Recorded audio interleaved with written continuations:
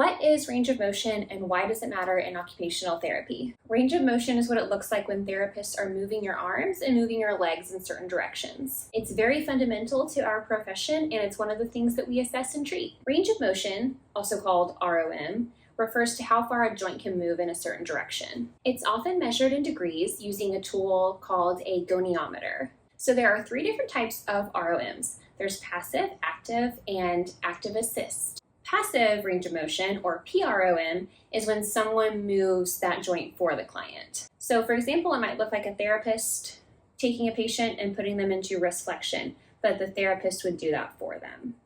AROM is when a patient can do that joint movement themselves. So it looks just as if I'm doing it all by myself, going into wrist flexion and then going into wrist extension.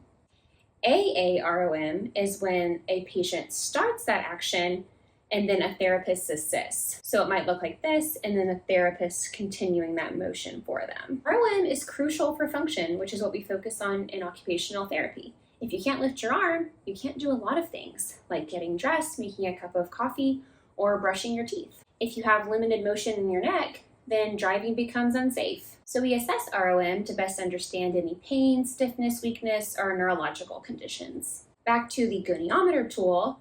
It's a tool we use in occupational therapy to measure that degrees of motion. Goniometers assess joint angles, and we align them with certain bony landmarks on the body to best assess that degrees of motion. So in a treatment setting, we get an initial degrees of movement in that joint angle, and then we track it over time. There are lots of common conditions that need an intervention for range of motion. It can be patients who have suffered from stroke or brain injury, arthritis, orthopedic injuries such as tendons or fractures, burns, or any scarring, or any spinal cord injuries. As OTs, we can help improve ROM over time by stretching, using adaptive techniques, or active movements. Range of motion is much more than just a measurement. It tells us what our clients need to get back to doing what they want and need to do and being functionally independent. You can subscribe to my channel, follow along, and check out my links below for OT tools that I discussed in this video.